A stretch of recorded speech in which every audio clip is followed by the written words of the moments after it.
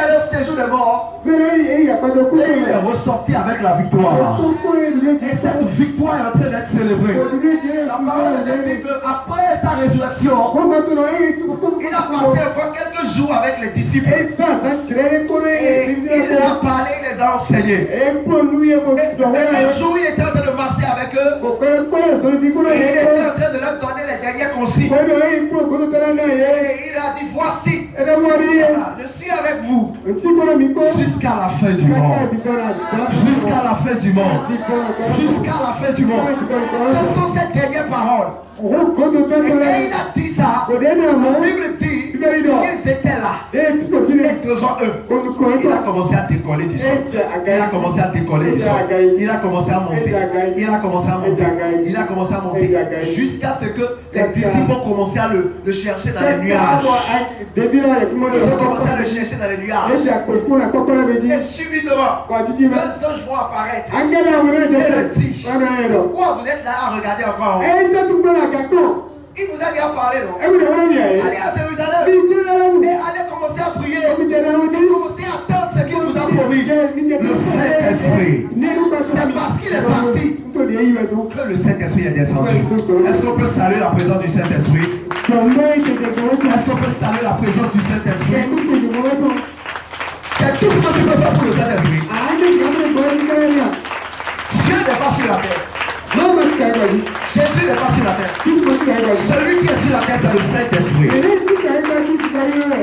célèbre-le. Célèbre-le maintenant. Pour ce qu'il est joie. Acclame-le. Célèbre-le.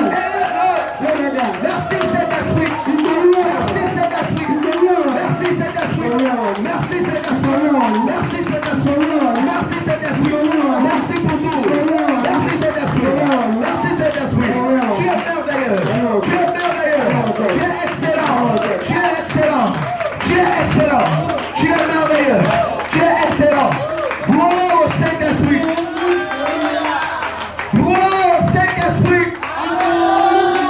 Gloire au Saint-Esprit. Salue quelqu'un à côté de toi.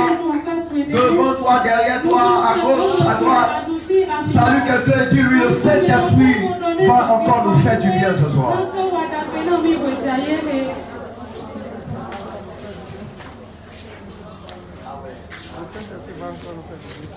Alléluia. Tu es béni au nom de Jésus. Tu peux prendre place et nous allons commencer. Alléluia. Ce soir, j'aimerais que tu sois concentré pour écouter la parole que le Seigneur a pour nous. Alléluia. Nous avons vu plusieurs choses. Nous avons vu plusieurs choses à travers les différents enseignements que nous avons reçus.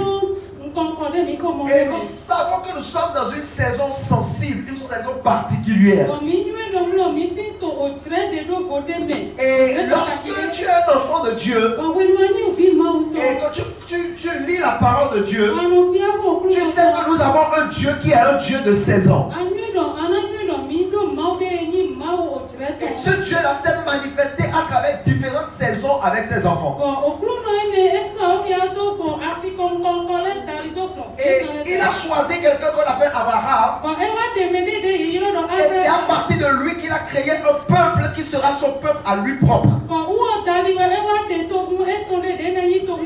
Et Abraham a donné naissance à Isaac, qui était le fils de la promesse. Et Isaac a donné naissance à Jacob. Jacob a donné naissance à 12 fils. Alléluia. Jacob, qui était le fils de la promesse, a donné naissance à 12 fils. Je tiens à rappeler que Abraham avait eu un enfant avant Isaac. Et cet enfant s'appelait Ismaël. Et Dieu avait dit à la maman de Ismaël, qui est Agar, parce que c'est un enfant, c'est une descendance d'Abraham, j'ai également un plan pour lui. Il sera également une grande nation. Et Ismaël a eu 12 fils. La parole de Dieu dit que Ismaël a eu 12 fils. Et ces 12 fils étaient des princes. Et c'était des gens qui étaient immensément riches. Et ce sont les descendants d'Ismaël qui occupent aujourd'hui la partie désertique qui est riche en pétrole, qu'on appelle Dubaï, qu'on appelle Émirats Arabes Unis et qu'on appelle Arabie Saoudite.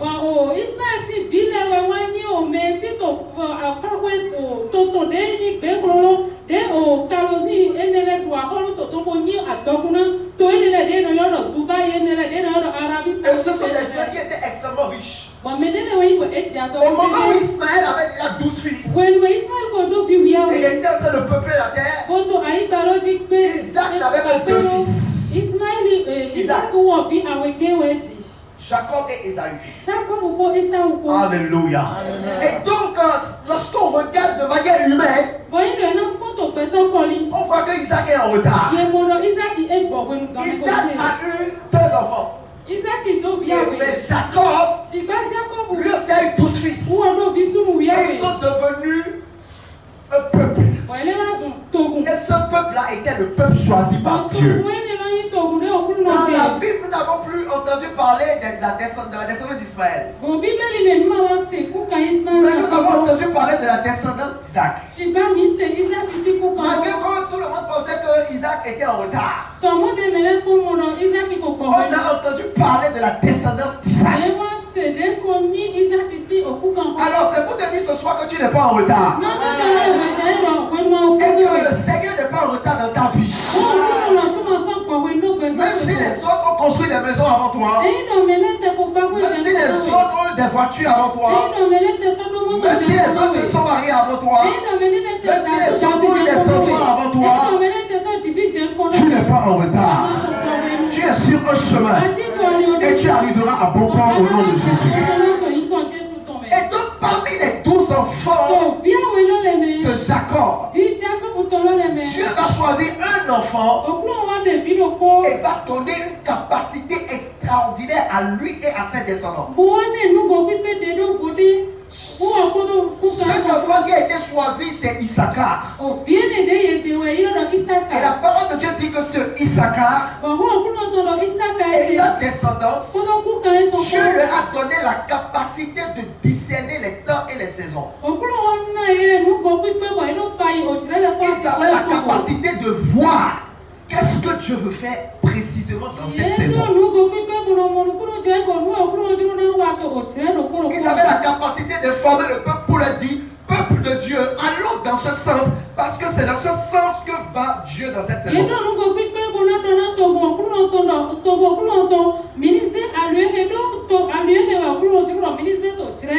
Donc toute personne qui ira à conscience du mouvement de Dieu va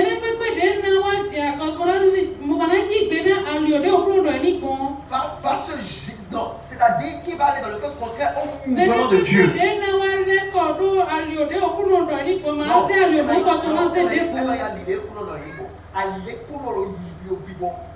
C'est différent du chemin que Dieu a dit d'aller. Le chemin où lui-même il est en train d'aller. Voilà, celui qui va aller dans le sens contraire aura des problèmes. Dans l'ancien temps, ceux qui avaient des bateaux, avant de monter sur la mer, avaient des choses qui leur permettaient de voir le sens du vent.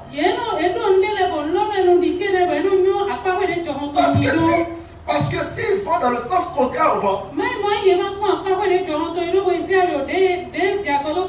auront beaucoup plus de difficultés à avancer. Donc il est important que nous allions dans le sens de Dieu et dans le sens que Dieu dans le sens des actions que Dieu est en train de mener dans une saison bien déterminée.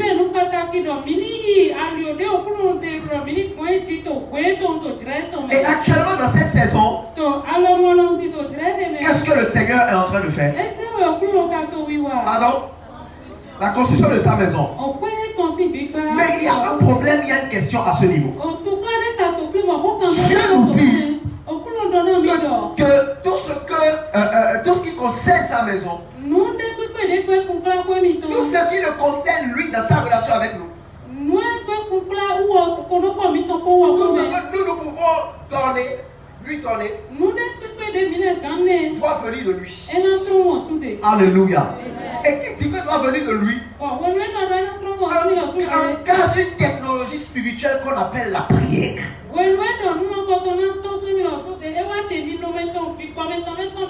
Tous ceux qui ont bâti la maison de Dieu, tous ceux qui ont fait de grandes choses avec Dieu, ont toujours été des hommes et des femmes de prière. Même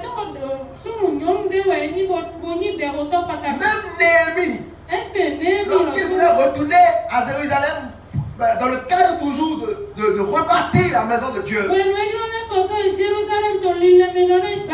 la parole de Dieu dit qu'il était au service du roi. Et il a dû prier pour que Dieu puisse toucher le cœur du roi. Et quand il a prié, il n'a pas eu besoin même de parler au roi. C'est le roi même qui a regardé Néhémie pour dire: mais Néhémie, pourquoi tu as une mine comme ça aujourd'hui?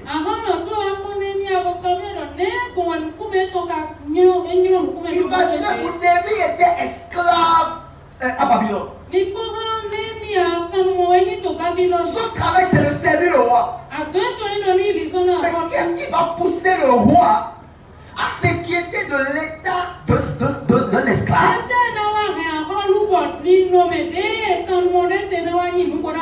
C'est la puissance de Dieu. C'est la puissance de Dieu. C'est pourquoi je vais te dire ce soir, avant de te retourner vers un homme, tourne-toi vers Dieu d'abord. Parle à Dieu d'abord. Et le Dieu à qui tu parles est capable de parler à l'homme vers qui tu veux aller. Je n'ai pas entendu l'amen de quelqu'un. Je n'ai pas entendu l'amen de quelqu'un. Je n'ai pas entendu l'amen de quelqu'un. Et donc, pour que Dieu puisse toucher le cœur du roi, il a fallu la prière. La Bible dit que lorsque le roi parlait à Néhémie, Néhémie a dit: je suis dans cet état parce que voilà l'état de mon pays, voilà l'état de la maison de Dieu. Ça me fait mal.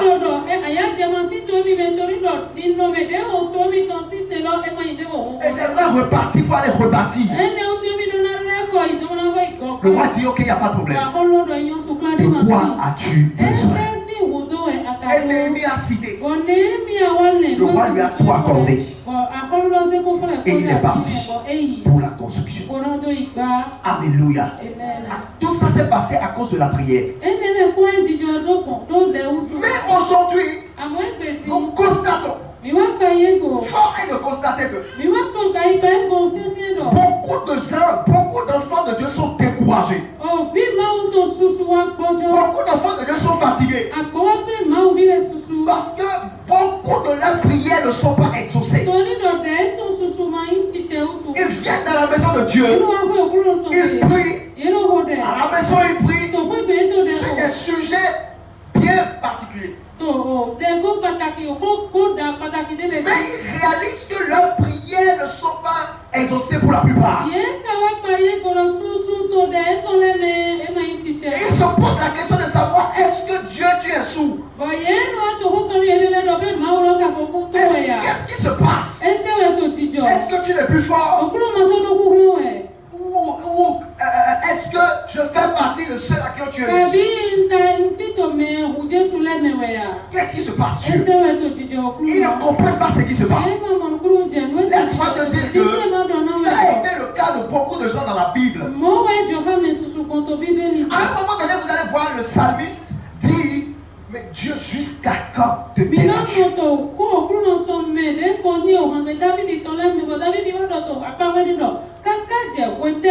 Seigneur, jusqu'à quand vas-tu te lever sur ma vie? Il dit: Seigneur, ne reste pas immobile. Sois attentif à ma voix et exauce-moi du haut des cieux. Alléluia. Et le problème qui est à ce niveau, c'est un problème de la malcompréhension de ce qu'on appelle la prière. Beaucoup d'enfants de Dieu sont venus, ils ont entendu parler de Jésus. Ils sont venus dans la maison de Dieu. Ils ont confessé Jésus. Ils ont reçu Jésus dans leur cœur. Mais ils n'ont jamais été enseignés sur la prière. Ils ne savent pas comment on prie. Quand ils sont venus dans la maison de Dieu, ils ont vu un serviteur de Dieu qui est en train de donner des requêtes. Dis ceci, dis cela, dis ceci, dis cela. Eux-mêmes, ils ont commencé. Ah, Seigneur, change la vie. Seigneur, fais ceci. Que mes ennemis soient détruits. Ceci. Quand ils viennent, ils voient l'intercession avant le début du culte. Et eux-mêmes, on donne des requêtes. Ils prient. On donne des requêtes. Ils prient. Mais ils ne savent pas que la prière a une procédure. Et que la prière, pour être efficace, a des principes qu'il faut forcément respecter. Donc, ils prient comme les autres prient. Quand ils sont à la maison, ils prient comme les autres prient. Parce qu'ils ne savent pas qu'il y a une manière de prier. Les disciples, à un moment donné, ils ont fait asseoir Jésus. Ils ont dit, Jésus, enseigne-nous comment prier. Comme Jean a enseigné à ses disciples. Pourquoi? Les disciples priaient. Les disciples connaissaient la parole. Les disciples allaient au temple. Les disciples connaissent la loi de Moïse. Les disciples savent comment est-ce qu'il faut se purifier. Il faut utiliser l'eau, laver les mains, laver les ongles, laver les pieds, tout ça avant d'entrer dans le temple. Ils savent comment est-ce qu'on prie vers celui qu'on appelle Yahweh, celui qu'on appelle Elohim. Mais ils ont constaté quelque chose. Quand ils regardent Jésus, quand ils regardent sa manière de prier, ils disent que celui-là, il prie différemment. Et ce qui est bizarre, c'est qu'à chaque fois qu'il prie, il est toujours exaucé. Donc ça veut dire qu'il y a quelque chose là que nous devons comprendre. Ils ont dit, Jésus, enseigne-nous comment prier. Alléluia. Alléluia. Donc c'est la base de l'enseignement que nous allons commencer ce soir. La prière. Voilà mon thème, la prière. La prière. Alors, nous allons voyager dans les Écritures. J'aimerais que tu sois attentif ce soir. Que tu suives bien. Parce que le Seigneur va te dévoiler des secrets sur la prière. Le Seigneur va te montrer des choses qui feront qu'à partir de cet enseignement, ta manière de prier va radicalement changer au nom de Jésus. À partir de cet enseignement, tes prières seront exaucées au nom de Jésus. Si tu es d'accord avec moi, dis-moi un bon amen. Que ton amen dépasse celui qui est à côté de toi. Allons-y, Daniel 10. Versets 12 à 13. Quelqu'un peut me lire cela. Daniel 10, verset 12 à 13. Je lis au nom de Jésus. Amen. Il me dit, Daniel, ne crains rien. Car dès le premier jour, tu as eu à cœur de comprendre et de t'humilier devant ton Dieu. Tes paroles ont été entendues. Et c'est à cause de tes paroles que je viens. Le chef du royaume de Perse m'a résisté 21 jours. Le chef du royaume de Perse.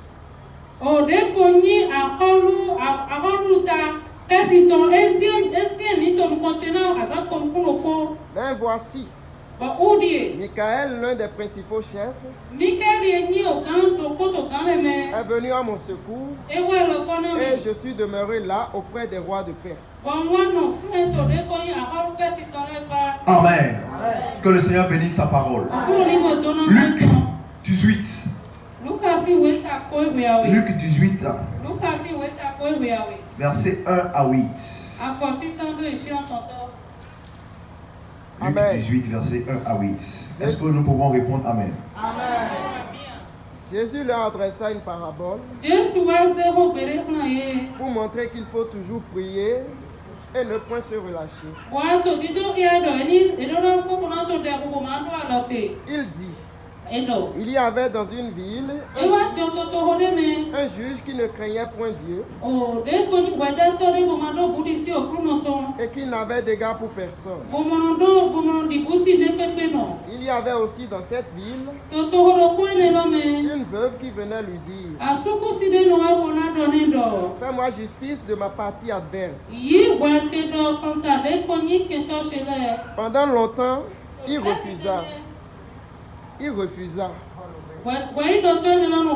Mais ensuite, il dit en lui-même, quoique je ne craigne point Dieu et que je n'ai d'égard pour personne, néanmoins, parce que cette veuve m'importune, je lui ferai justice, afin qu'elle ne vienne pas sans cesse me rompre la tête. Le Seigneur ajouta, entendez ce que dit le juge, et Dieu ne fera-t-il pas justice à ses élus, qui crient à lui jour et nuit, et t'aidera-t-il à leur égard? Je vous le dis, il leur fera promptement justice. Mais quand le Fils de l'homme viendra, trouvera-t-il la foi sur la terre? Amen. Que le Seigneur bénisse sa parole. Nous sommes en train de parler de la prière. Et la première chose qu'il faut retenir, c'est que la prière, c'est une conversation vivante avec Dieu. C'est une conversation. Et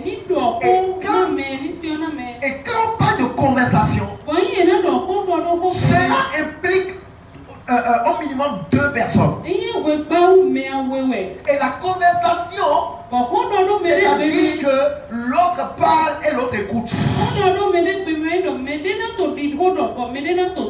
Est-ce que vous comprenez? Et quand l'autre parle, l'autre écoute. Après, celui qui écoutait va parler. Et l'autre qui parlait va écouter. Donc c'est dans les 2 sens. Ce n'est pas dans un seul sens. Vous comprenez? Donc c'est important de comprendre cela. Donc c'est une conversation entre 2 personnes.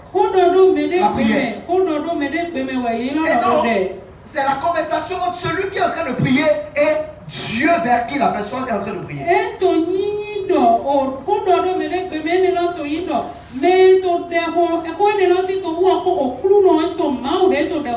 le moment où un être qui est limité s'adresse à un être qui est illimité.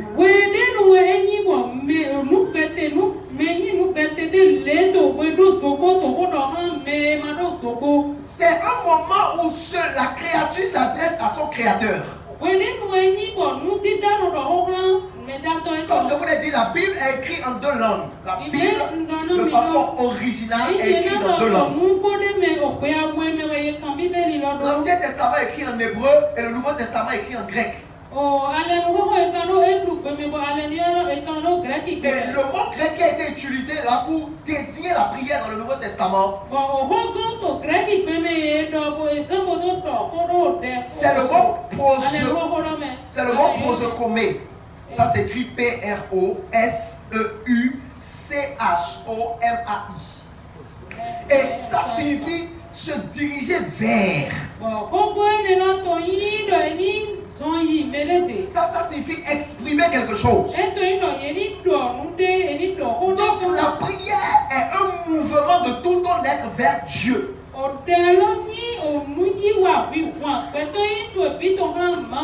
Amen. La prière, c'est l'accès direct au trône de Dieu offert gratuitement par lui-même.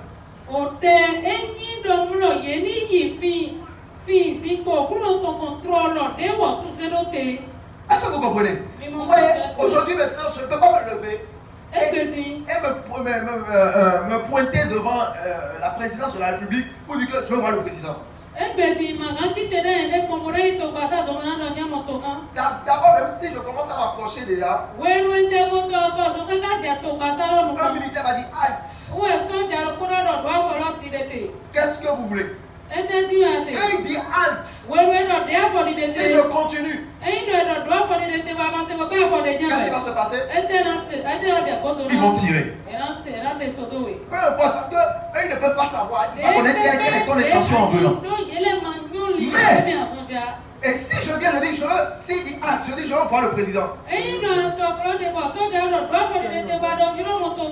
vont me poser une question. Vous avez un rendez-vous? Vous voyez? Et d'habitude, même on ne m'a pas posé cette question-là. Il faut me demander quel est mon nom. Je vais donner mon nom. Et quand je vais donner mon nom, ils vont me demander, venez. Présentez-moi votre carte d'identité. Parce que si le président a rendez-vous avec quelqu'un,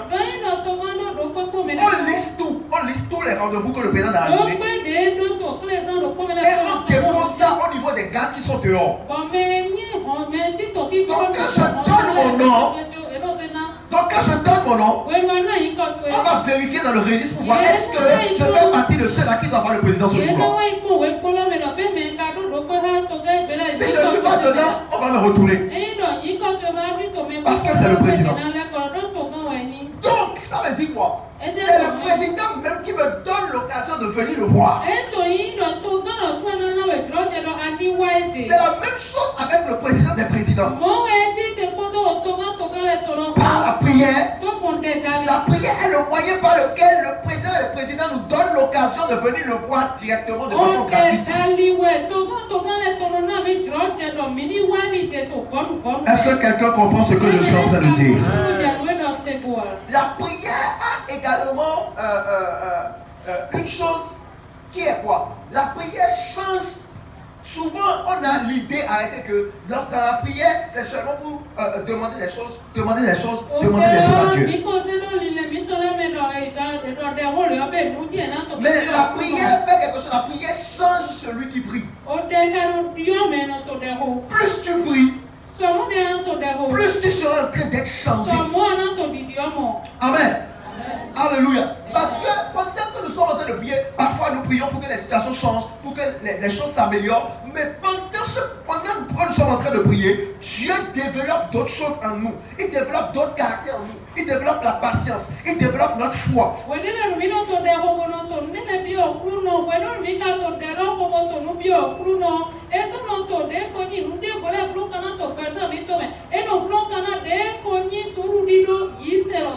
Et dans le livre de Luc 18, verset 1 que nous avons lu, Jésus est en train de parler là, il donne la parabole. Et il est en train de montrer, et il dit, la Bible dit qu'il a donné cette parabole pour montrer qu'il faut persévérer dans la prière.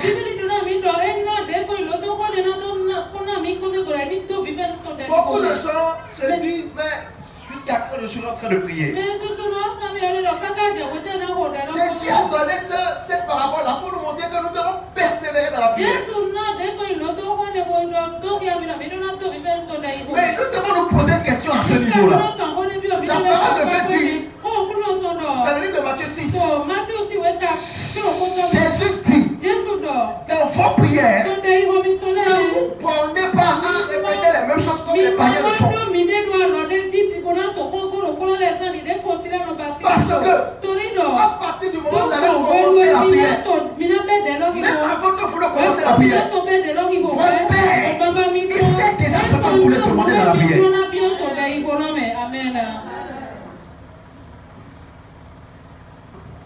Mais si mon Père sait déjà ce que je vais demander dans la prière, pourquoi dois-je encore prier? Et pourquoi dois-je encore persévérer dans la prière? Pourquoi dois-je encore insister dans la prière? Est-ce que Dieu est dur d'oreille? Est-ce que Dieu n'entend pas? Il n'entend pas. Le créateur des oreilles ne va pas entendre. Mais pourquoi je dois prier? Je viens à l'église. On doit briser les malédictions.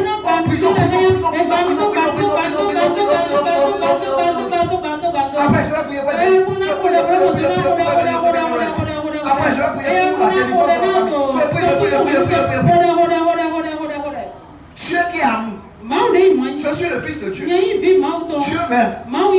C'est quoi? Pourquoi je dois être prier pour le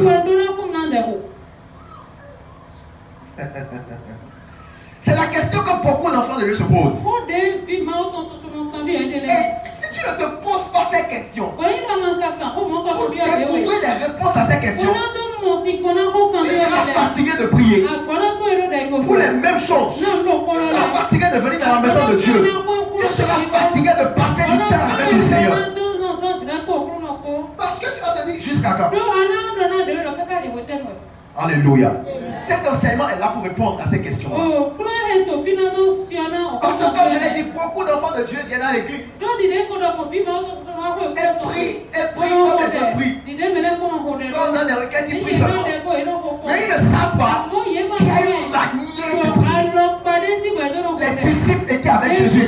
Jésus leur a appris à prier. Ils priaient, ils priaient, ils priaient, ils priaient, ils priaient, ils priaient. Et un jour, Jésus leur a dit, mais jusqu'ici là, vous n'avez encore rien demandé.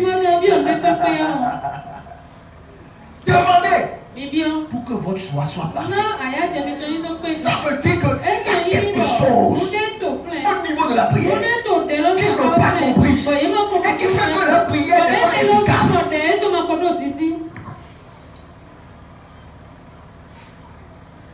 La parole de Dieu dit que la prière agissante du juste a une grande efficacité. Pourquoi nous devons insister? Toute cette malcompréhension vient de l'ignorance. La parole de Dieu dit que nous périt faute de connaissance. Alléluia.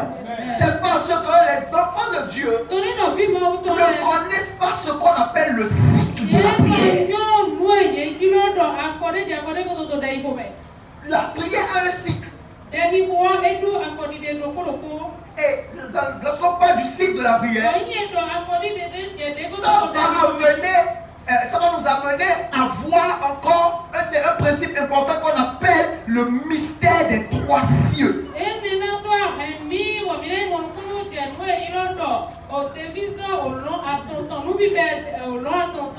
Ah, qui veut me suivre? Qui veut me suivre dans ce voyage? On peut aller? On peut aller? Ok, allons-y. Psaume 141, verset 12. Psaume 141, le verset 12. La parole de Dieu dit que ma prière soit devant toi comme un encens. Et l'élevation de mes mains comme l'offrande du soir. La version parole de vie dit que ma prière soit comme l'encens qui monte vers toi. Est-ce qu'on est là? Est-ce qu'on est là? Allons dans le livre de l'Apocalypse 5, le verset 8. Apocalypse 5, le verset 8. Suis très bien, suis très bien. Quand il eut pris le livre, les quatre êtres vivants, et les 24 vieillards se prosternaient devant l'agneau, tenant chacun une harpe et des coupes d'or remplies de parfums, qui sont les prières des saints. Vous entendez? Nous avons vu dans Psaume 141, c'est David qui est en train de parler. Il dit que ma prière soit devant toi comme un encens.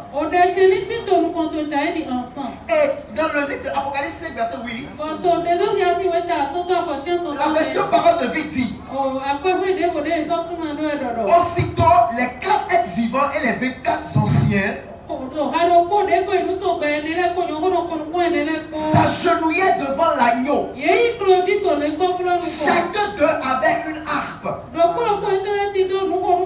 et des coupes d'or pleines d'encens qui sont les prières du peuple de Dieu. Donc ça veut dire quoi? Ça veut dire que nos prières sont sous la forme de l'encens. Et cet encens est recueilli dans des coupes.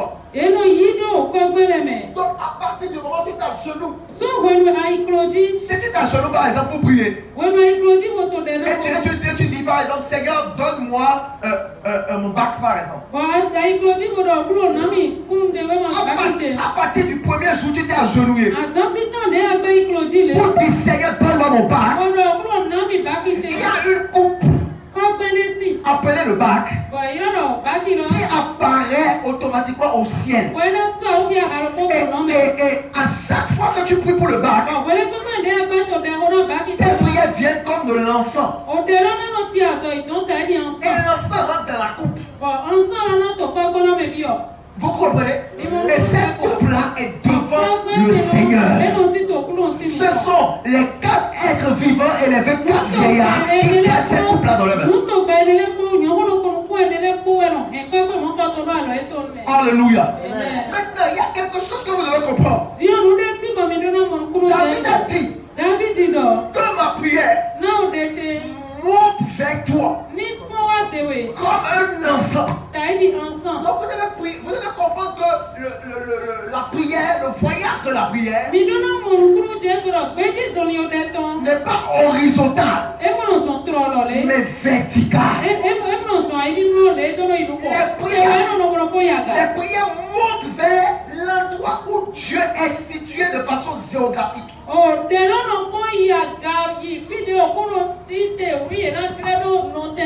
Est-ce que quelqu'un comprend ce que je dis? Quelqu'un comprend ce que je dis? Dieu est partout. Là où je suis maintenant, Dieu est chez moi. Vous savez ça? Il est ici. Il est chez toi. Partout il y a des églises actuellement qui sont de fait qu'il est là. Mais là où lui-même il est assis. Vous comprenez? Donc les prières que nous faisons, que nous prions, ça monte. Donc même lorsque tu viens ici, et que tu t'agenouilles devant le trône de Dieu, qui est là? Sachant que Dieu est là.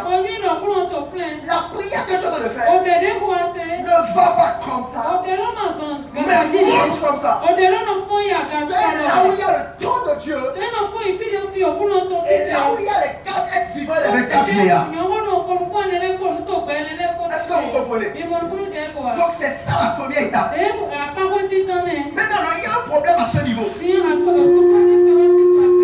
Le problème qui est à ce niveau, c'est que lorsque nous parlons du ciel, la parole de Dieu nous parle de 3 cieux. Dis avec moi 3 cieux. Il s'agit de l'apôtre Paul. Il a dit dans le livre de Corinthiens, il dit, je connais un jeune homme. Il était en train de parler de lui-même. Il fut ravi en esprit. Il dit, je ne sais pas s'il était physiquement dans son corps ou bien si c'était en esprit, je ne sais pas. Mais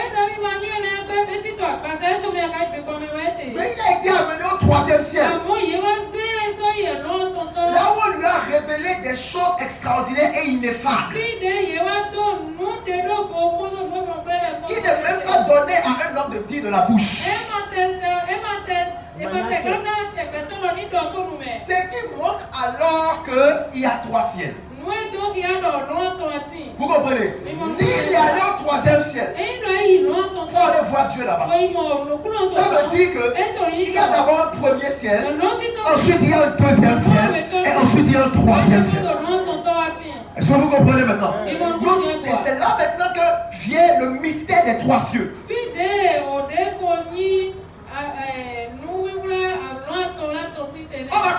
le premier ciel? Est-ce que vous êtes en train de le noter? Le premier ciel. Donc, nous devons savoir que lorsque nous prions, notre prière traverse 3 royaumes. Avant d'aller voir Dieu, notre prière traverse d'abord 2 endroits, le premier ciel et le deuxième ciel, avant d'aller au troisième ciel pour voir Dieu. C'est pourquoi l'apôtre Paul dit dans Ephésiens 6, verset 12. Et nous n'avons pas lutté contre la chair et le sang, mais contre. À partir de là, il commence à citer maintenant l'hiérarchisation du monde des ténèbres.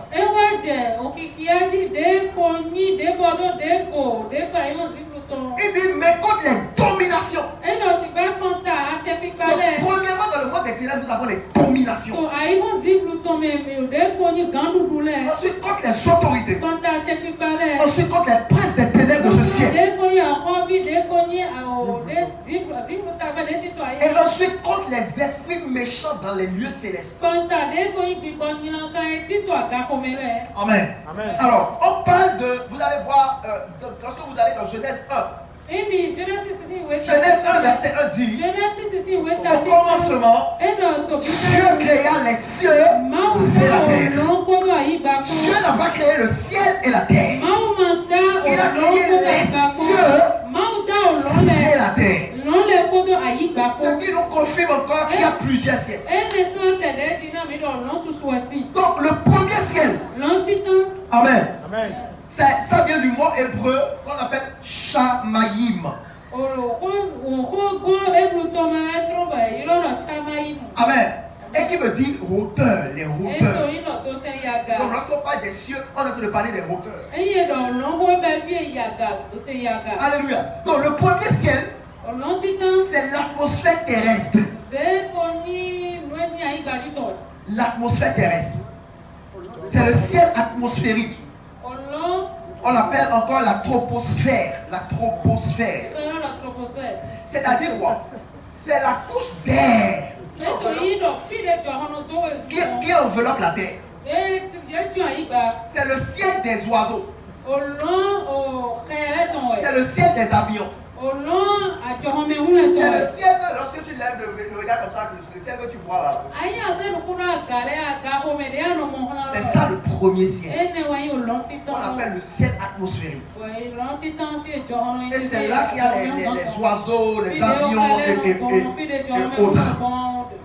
Et c'est de lui que la parole a parlé dans Genèse 7, verset 11 à 12. La Bible dit que les écluses, la Bible dit que au temps de Noé, les écluses des cieux se sont ouvertes et la pluie est tombée. Donc les écluses des cieux dont on va parler, c'est le premier ciel.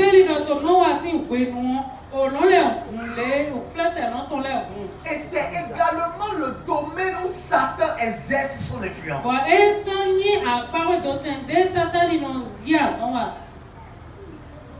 Amen. Amen. Ephésiens 2, verset 2. Amen. Oui, amen. Dans lesquels vous marchiez autrefois. Suivez la lecture, vas-y. Dans lesquels vous marchiez autrefois, selon le train de ce monde, selon le prince de la puissance de l'air, de l'esprit qui agit maintenant dans les fils de la rébellion. Est-ce que vous comprenez? Je vais vous lire ça dans une autre version pour que nous puissions bien comprendre. Il dit, dans lesquels vous avez marché autrefois, selon le train de ce monde, selon le chef de l'autorité de l'air, de l'esprit qui opère maintenant dans les fils de la désobéissance. La version parole de vie dit, vous viviez dans le péché, suivant les forces de ce monde. Vous obéissiez au chef des puissances mauvaises qui règne entre le ciel et la terre.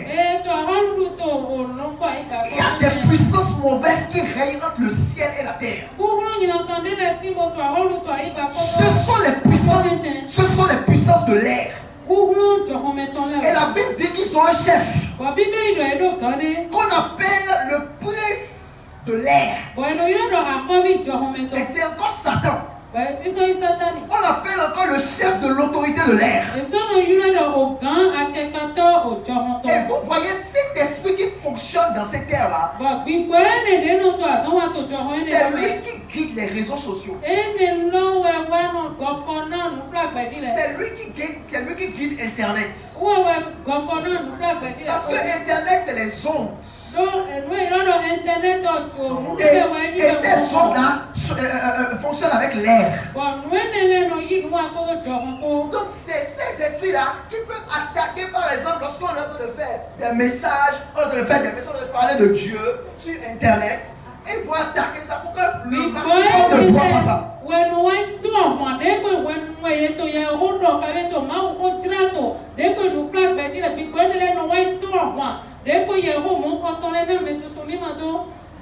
Et lorsque les artistes du monde veulent percer, c'est avec cet esprit-là qu'ils rentrent en alliance. Et cet esprit-là maintenant va influer sur l'air. Pour que leurs chansons, pour que leurs vidéos puissent aller loin et toucher le maximum de personnes. Donc c'est cet esprit-là et cet esprit qui sont dans le premier cercle que nous voyons là. Dis avec moi, ça fait 1. Nous montons maintenant au deuxième ciel. Tu es toujours avec moi? D'accord. Le deuxième ciel est communément appelé l'espace. C'est ça qu'on appelle souvent l'espace. Et c'est là que se trouve la lune, les étoiles, le soleil. C'est au niveau du deuxième ciel. Et c'est de ça que Néhémie parle dans Néhémie 9, verset 6. Néhémie dit, Éternel, tu as fait les cieux des cieux et toute leur armée. Ça veut dire que lorsque tu es au premier ciel et tu regardes en haut, tu vas voir encore un autre ciel qui est le deuxième ciel. Et c'est ça qu'on appelle les cieux des cieux. Est-ce que tu es en train de comprendre? Est-ce que tu es en train de comprendre? Et c'est là que quelque chose va se passer. C'est là qu'il y a une guerre. Dans le livre de Daniel que nous avons lu tout à l'heure, dans Daniel 10, verset 12, c'est là qu'il y a une guerre entre Gabriel et le chef du royaume de Perse.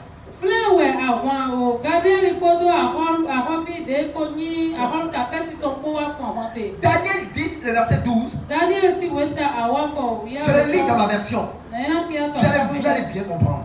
On dit, il ajoute, là, c'est Gabriel qui est en train de parler à Daniel. Daniel est en train de jeûner. Et il a jeûné pendant 21 jours. Et pendant les 21 jours, il n'a rien vu. C'est comme certaines personnes qui jeûnent. Bientôt maintenant, on aura encore 3 jours de jeûne et prière. Il parle à Dieu pendant toute la journée. Il ne voit rien. Deuxième jour, il ne voit rien. Troisième jour, il ne voit rien. Qu'est-ce qui se passe? C'est de ça qu'on veut nous parler. Daniel a jeûné pendant 21 jours, 3 semaines. 3 semaines de jeûne. Quand j'ai dit ça, maintenant, il y a des gens là, le cœur en train de battre. Parce qu'ils n'arrivent même pas à faire un seul jour de jeûne d'abord. Avant de dire 2, avant de dire 3, avant de dire 1 semaine, 2 semaines, 3 semaines. Eux là, ils sont sûrs que déjà dans la première semaine, ils seraient déjà morts quelque part.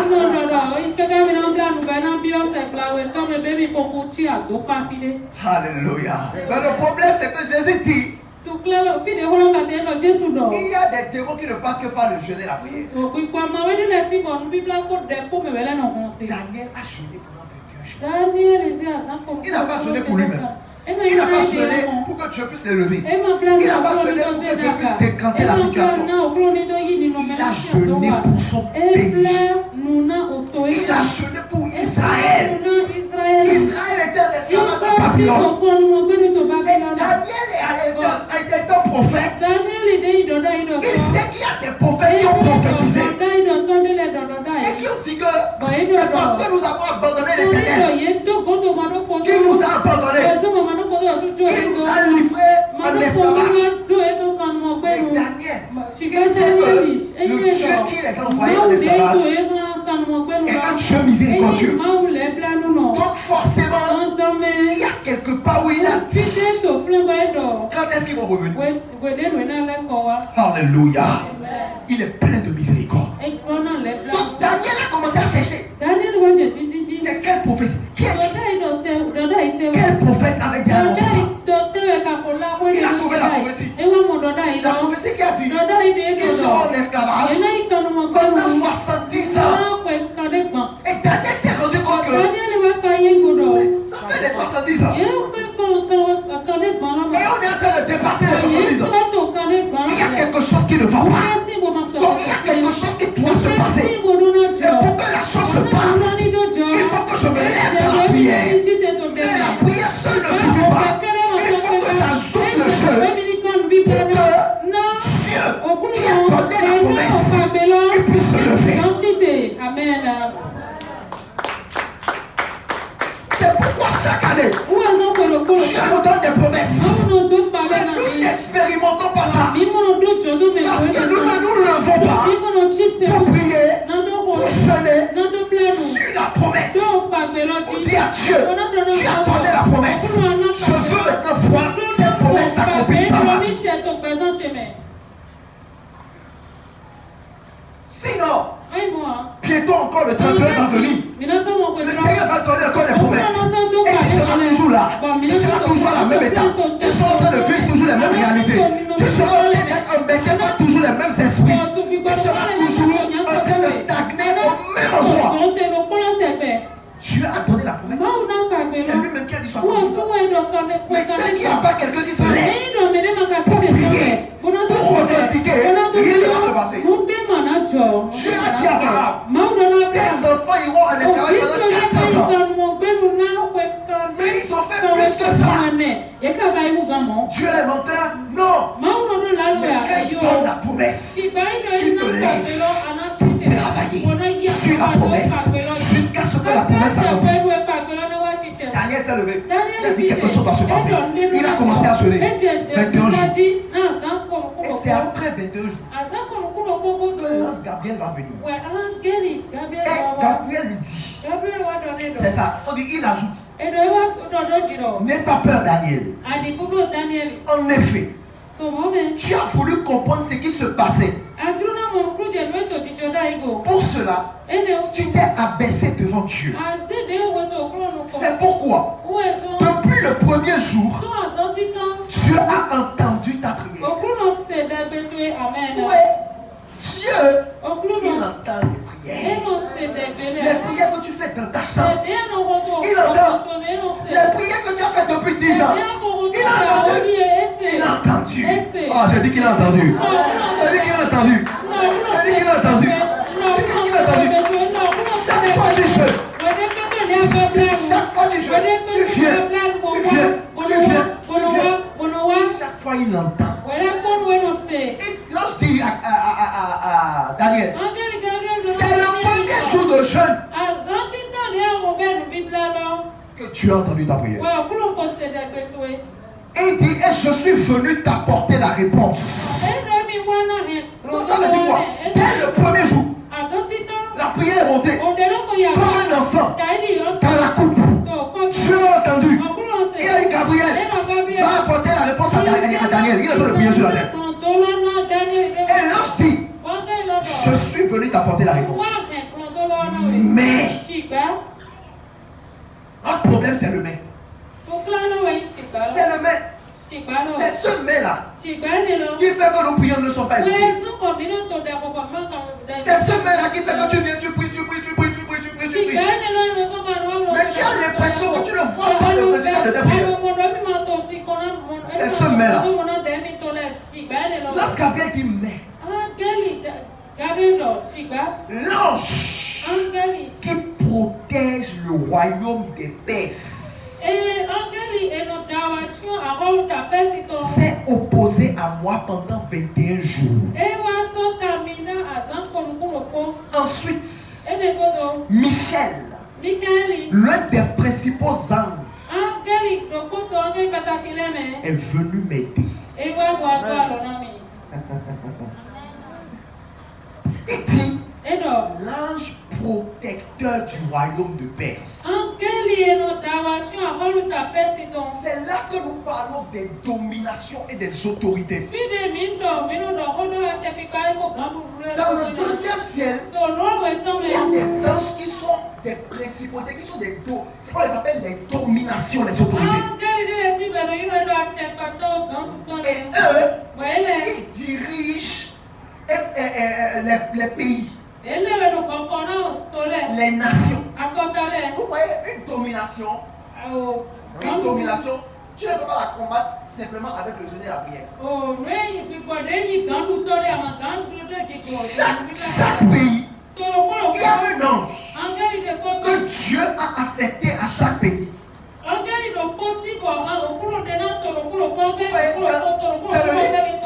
Dans le livre de Daniel, lorsque vous lisez le verset 21, la parole de Dieu dit pourtant, c'est Gabriel qui parle toujours. Il dit, quand il a fini d'expliquer tout à Daniel, il dit pourtant, je dois combattre l'ange qui protège la Perse. Ça veut dire quoi? L'ange Michel est venu. Et c'est lui qui est venu combattre. Et c'est lui qui m'a libéré. Pour que je puisse descendre sur la terre. Pour venir te voir pour te parler. Mais je dois repartir. C'est Gabriel qui est de le parler. Il dit je dois repartir. Et pour repartir, je vais passer encore par le premier ciel, par le deuxième ciel, avant de partir. Donc il dit, je dois encore combattre le roi de Perse. Et il dit, au moment où je pars là-bas, l'ange qui protège la Grèce aussi arrive. Et personne ne m'aide à lutter contre ces deux ennemis. À part Michel, l'ange qui protège Israël. Vous voyez, Dieu a établi ce qu'on appelle des archanges. Je vous ai expliqué la fois dernière que lorsqu'on parle d'anges, on parle des archanges. Et les archanges sont les chefs des anges. De la même manière que les archbishops sont les chefs des bishops.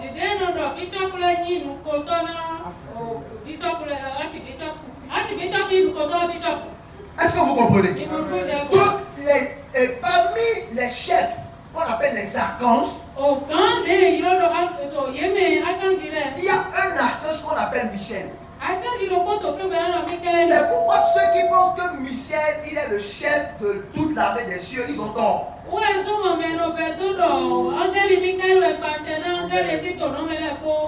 ont tort. C'est pourquoi ceux qui prient, c'est Michel, ils y prient. C'est zéro, ils n'ont pas compris. Michel n'est pas le chef de l'armée des cieux.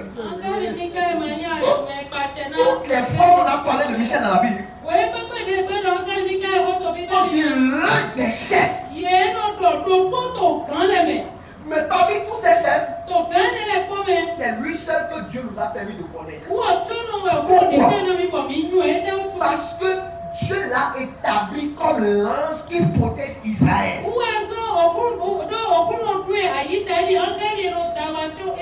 Et comme dans la Bible on nous parle d'Israël,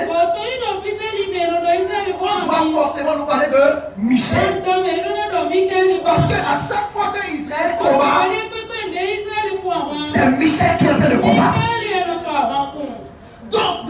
manière, il y a un ange que Dieu a établi sur le Bénin. Il y a un ange que Dieu a établi sur la Côte d'Ivoire. Il y a un ange que Dieu a établi sur le Ghana. Est-ce que vous comprenez maintenant? Maintenant, Satan étant le singe de Dieu, le singe de Dieu, c'est-à-dire que c'est un copieur.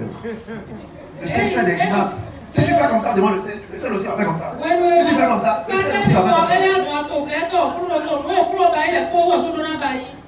Est-ce que vous comprenez? Donc, vous savez que Satan a réussi à corrompre le tiers des anges.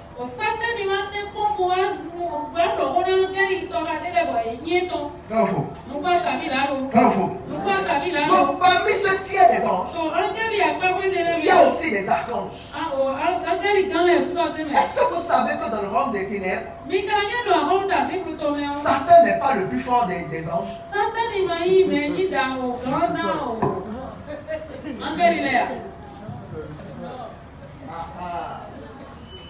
Il y a des démons dans les ténèbres qui sont plus forts et plus dangereux que Satan.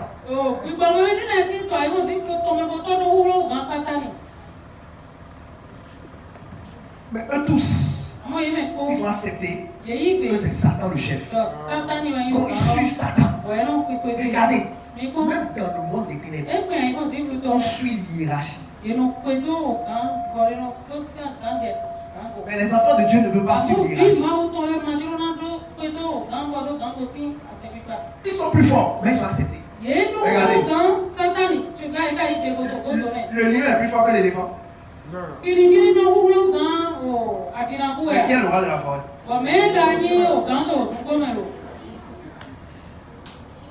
Le roi n'est pas toujours celui qui est le plus fort. Mais c'est lui qui est établi. C'est ça le problème. Parmi les anges qui ont été corrompus, il y a également des archanges. Vous comprenez? Vous comprenez? Donc ça veut dire que leur rang est supérieur. Et ces archanges-là, étant des agents du diable, le diable également les a positionnés dans le deuxième ciel. Et les a affectés également à chaque pays. Vous comprenez maintenant? Donc le royaume de Perse avait un chef qui est un archange satanique qui est dans le deuxième ciel. La Grèce également a un chef qui est un archange satanique qui est dans le deuxième ciel. Maintenant, qu'est-ce qui va se passer? Étant donné que Daniel habitait dans le royaume de Perse, vous me suivez? C'est là que Daniel était. En train de jeûner, en train de prier. Quand il a commencé à jeûner, sa prière est montée comme un encens et est passée au premier ciel. Et est passé au deuxième ciel. Donc les archanges démoniaques qui sont là ont senti l'odeur de la prière de Daniel. Ils ont compris qu'il y a quelqu'un qui est en train de prier. Satan dit, celui qui est en train de prier là, il vient d'où? On dit il vient de la Perse.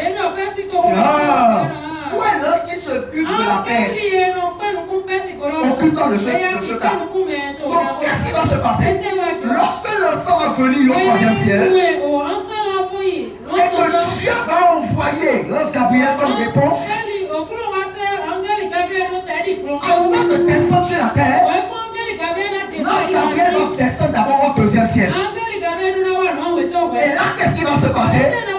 L'archange satanique, responsable de la Perse, va attraper maintenant Gabriel. Pour dire tu ne bouges pas. Tu veux aller apporter la réponse dans mon pays? Je ne te laisse pas. Vous comprenez? Gabriel, ange. Mais celui qui est en train de lui résister, archange. Oui. Mais il va falloir quoi? Qu'un archange qui est du même rang que celui qui est en haut là-bas prière. Mais pas n'importe quel archange. Pourquoi? Daniel vient d'où? Israël. Donc il faut que ce soit l'archange qui s'occupe d'Israël qui vient. Vous comprenez maintenant? Vous comprenez maintenant? Voilà comment ça se passe dans le monde spirituel. Voilà comment ça se passe dans le premier et le deuxième siècle. Et regardez dans le Daniel 21 que nous avons lu. Qu'est-ce que Daniel va dire? Il va dire, je dois combattre encore le roi de Perse. Avant de dire ça, il a dit, je dois te révéler encore des choses, Daniel. Mais je dois encore combattre le roi de Perse. Et il dit, dès que je vais arriver au deuxième ciel, le roi de la Grèce aussi va venir. Vous venez m'attaquer. Mais personne n'est là pour m'aider. À part Michel. Parce que c'est lui qui est en charge d'Israël. Chaque ange a son travail. Chaque ange a sa responsabilité. Mais pourquoi le chef, d'accord, diabolique de la Grèce va venir pour combattre Daniel et Gabriel?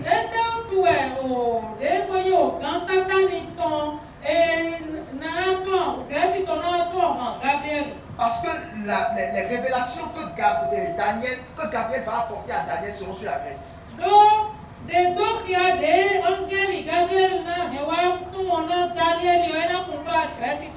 Donc, l'ange qui est là-bas et qui est responsable de la Grèce va réagir. Donc c'est comme ça. Par exemple, tu es ici, tu es en train de prier. Il y a un ange satanique qui est responsable de cette zone. Et qui est dans le deuxième ciel. Et qui fait que lorsque nos prières montent, il combat ces prières. Est-ce que vous comprenez maintenant? Et pourquoi alors il faut insister dans la prière?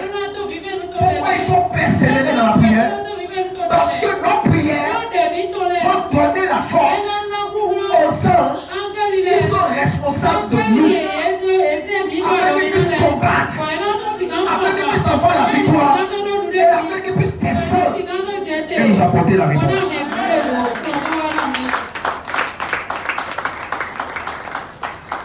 Voilà pourquoi la situation a duré pendant les 21 jours de jeûne et prière de Daniel.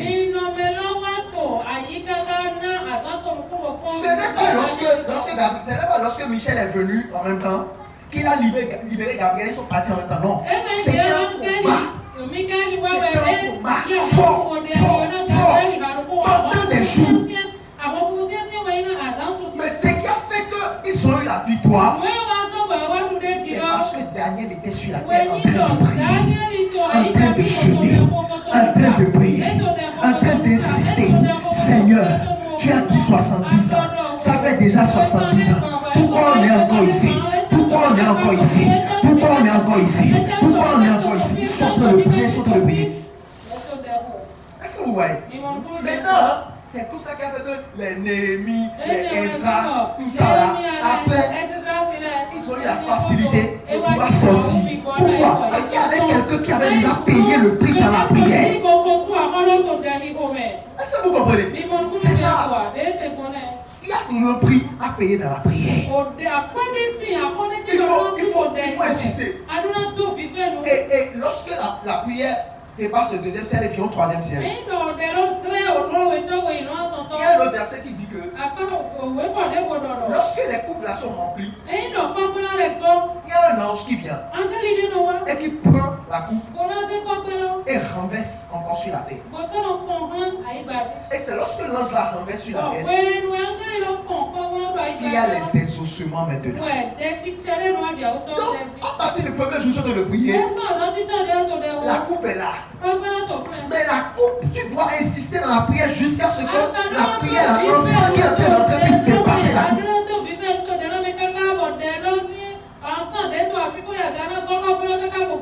Et quand ça va dépasser la coupe, la réponse va descendre. Alléluia. S'il y a celui qui a fait pas fortifie-toi et prends courage dans la prière. Lève-toi maintenant, nous allons prier. Acclame le Seigneur les forts.